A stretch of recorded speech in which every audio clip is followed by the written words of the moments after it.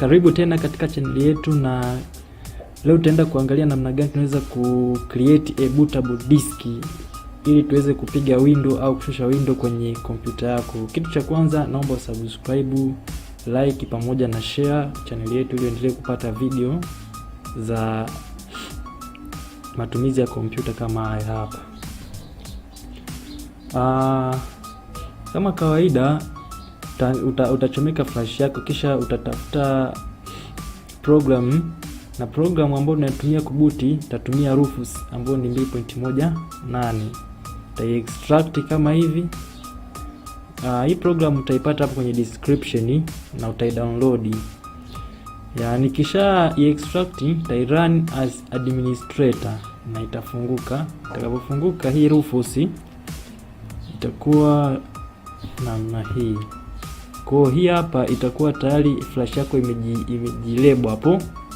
Ukichomoa haitaonekana. Kwa ukichomeka kama hivi itaonekana. Kwa hizi hapa ni option. Sasa tutakuja kwenye option hii hapa kwamba create a bootable disk using FreeDOS. Kwa kumbe nitakuja kwenye icon hapa. Nita click. Nikisha click hapa itafunguka folder. Sasa mimi nitatafuta folder ambayo nimeweka window yangu. Sasa tutafuta, tenda kwenye folder ambapo window yangu ipo image. Kwa hii hapa ndo window yangu. Kwa nitaiselect kisha nitaipa okay window 10. Then itaji select hapo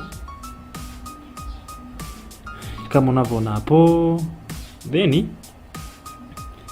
start hapo, itaniambia kwamba nifute kila kitu. Yani window yangu ili ikae kwenye hii flash lazima iwe ni formatted hiyo flash. Kwa kumbe vitu vyangu vyote vitapotea. Kwa start itaanza kama hivi. Itaanza hivi.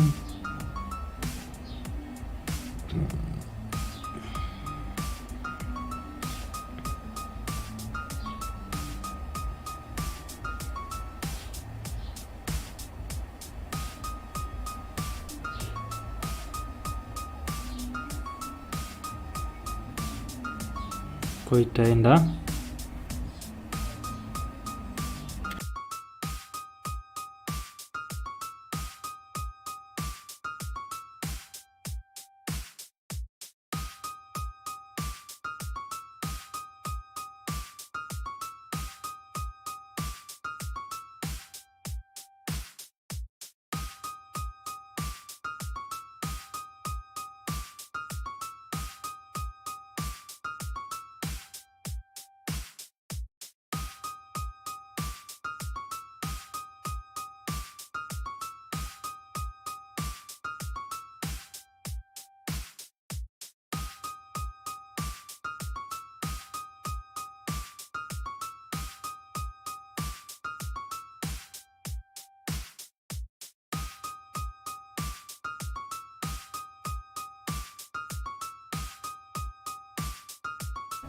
then mpaka hapo utakuwa umemaliza kubuti. Kwa flash yako itakuwa tayari kupiga window.